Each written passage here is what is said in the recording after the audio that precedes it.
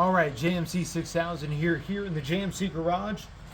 And right now what I have before me not only is my Ford Maverick with 65,000 miles, but also I have before me what Ford did to the latest round of the ongoing saga of my Maverick and all that has been going on with it. I have a whole list, but let's go ahead and dive into this video to kind of talk about the latest situation I had and what Ford did to fix it. So here we go. So here about, I would say the end of the summer. Right now we're in October, but I would say around the end of July, beginning of August, towards the end of the summer, I was starting to get a check engine light / a wrench light when I would climb into the truck. Start it, especially if the air conditioner was on, and I left it on after I last turned it off, and then I climbed in, pushed the button to start it, and then all of a sudden I would have the engine fire up initially with the check engine light and the wrench light coming on the dash. So after that, I called my dealership up, told them what was going on. It was about a month out for them to see it.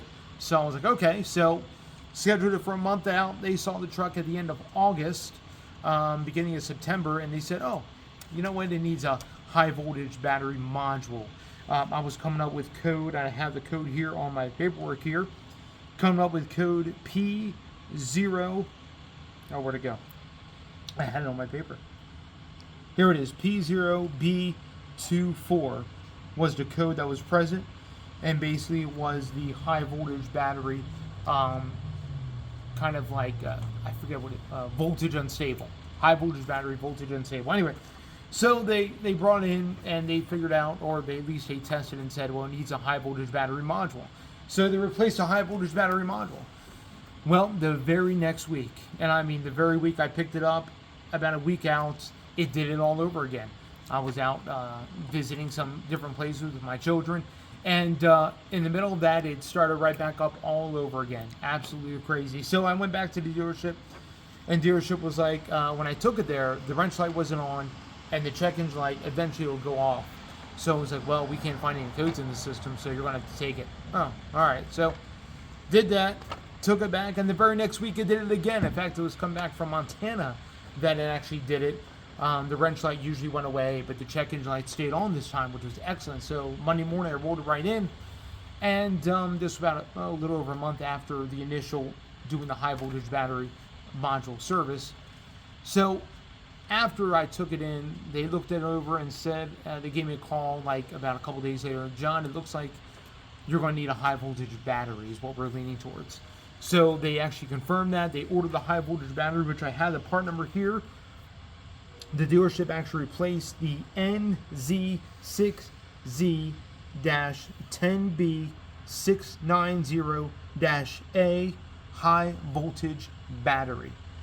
And that battery, I looked it up online. If you guys want to see what that number is, you can look it up yourself. That part number right there.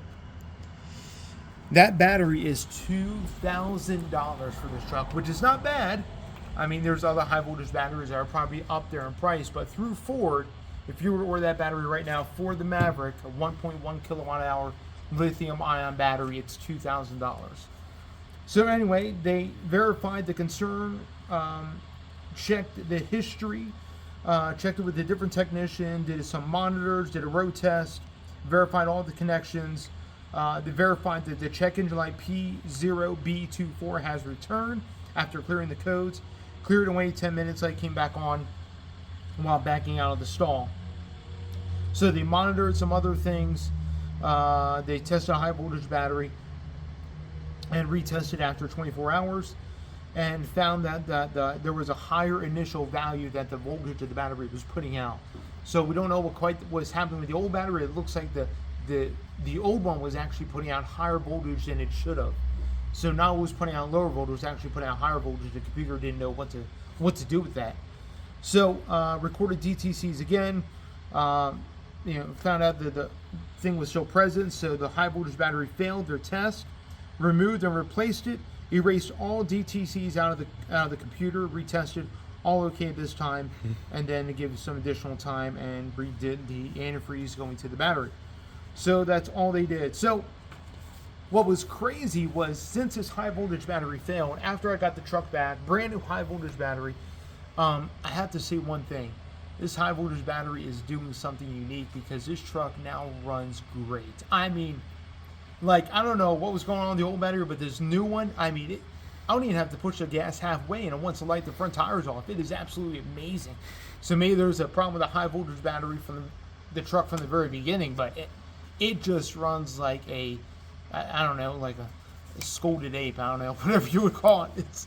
It's amazing, like a scolded cat. There we go. But anyway, it really runs good.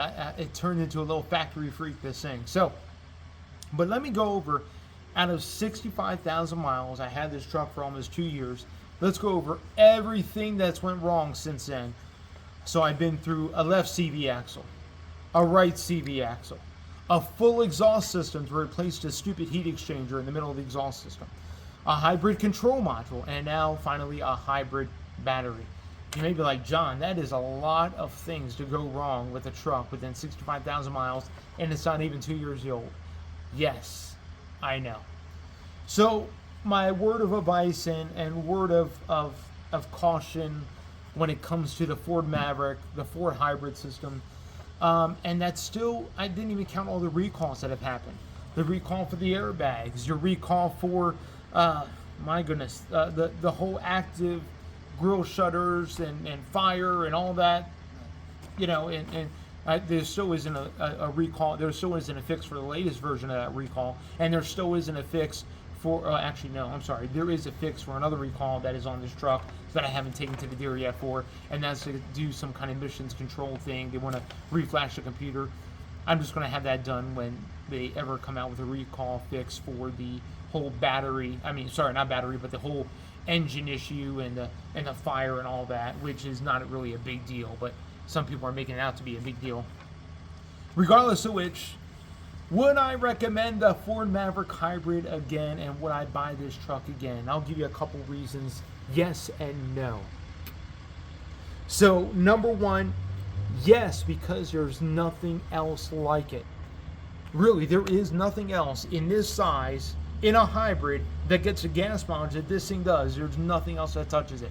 Santa Cruz can't touch it. The Power Boost F-150 can't touch it. Ford just introduced a Ranger plug-in hybrid that's supposed to be coming down Australia by the end of 2024, but they had no word that it's coming to America, at least not yet. Eventually it probably will, but they haven't said anything that's coming to America as of yet. Until that comes out, there's nothing else that touches this thing. Toyota just came out with their Tacoma hybrid, but I guarantee you that the Tacoma hybrid with the iForce Max engine will not get the gas mileage that this thing gets, because that hybrid system is a little bit more of a performance-based or power-based system versus an actual true economy-based system. So, in essence, the only thing that comes close to this truck is maybe the Tacoma hybrid, the iForce Max hybrid that's coming out. That's about it. I would love to see Stellantis come out with the Dodge Rampage / possibly the Dakota with the plug-in hybrid system. That'd be amazing, and that'll give this truck a run for its money. Or maybe Toyota may come out with the Stout, which will be a front-wheel drive based hybrid system, sort of like what's similar to the RAV4, Camry, and everything else that runs their front-wheel drive based hybrid. But as of right now, there's nothing that comes close. So would I buy the truck again for that aspect? Yes. And no, because of all the issues. But I will say this. Ford has really taken care of me. Everything, and I mean everything, has been covered under warranty, from the exhaust system to each CV axle to the hybrid control module, which didn't need to be replaced, and now the hybrid battery. Everything's been covered, and the truck runs amazing. I have no issues with the 2.5 liter 4-cylinder. I have no issues with the way the truck drives and how it performs that way. But again, the issues that I've had, yes, they're a little frustrating, and just a word of caution, take it with, as you will. If you don't mind dealing with some of these issues, if you have a great reputation with your Ford dealer, then do it. Take the plunge. If you don't mind going back to the Ford dealer and having to get rental cars and different things, if they offer that, and you have a good reputation. But I will say this, if I didn't have the support I did from Ford, I probably would have dumped this thing a long time ago. Being honest. If Ford didn't have my back, I would have been done. I really would have been done. So has it been reliable as far as it starts every time, gets me where I need to go every time? Yes. Has it been dependable where I won't have any issues? No. It's been reliable, but it hasn't been dependable. But I will say this, out of everything that's been going on, for right now, I'm still keeping the Maverick. I mean, there's nothing else that could touch this truck right now. And if you don't want to take a chance with a hybrid, there's always the EcoBoost, which seems to have a little bit less issues, but they have their own unique issues. Won't go into the things that the 2-liter has been going through. I've already covered that, and I've heard some reports where the 8-speed automatic attached to the 2-liter has experienced early failure. But again, I'm not going to cover that. Other than that, the truck's been good for me, and I haven't really had much to complain about. I mean, Ford has taken care of every single issue. What more could you want? Yes, a truck without issues, I get that. And some people are going to come online and be like, well, I drove a Honda Civic since 2003, and it's gone 300,000 miles without ever having to go to the dealership. Well, good for you, buddy. That's amazing. Vehicles are a lot more complicated than your 03 Civic once was. Just saying. But with all the issues that are happening, I want to say this. Ford is taking care of me. God is good. And if I had to do it all over again, knowing what I know now, I would do it again. Thank you for tuning in. This is my update. If you want to have more updates on the Maverick as time goes on, please like, comment, subscribe, hit the bell notification. I have other videos coming up about my channel. I do appliance reviews. I do vehicle reviews. I even do different projects here down the road. But I want to have some body work done to the Maverick here next month. So stay tuned for that. The whole front end is probably going to be changed. And, well, not drastically changed, but there are going to be some updates I'm going to have done to the front end. So stay tuned for that. It's going to kind of dress up the way the truck's going to look.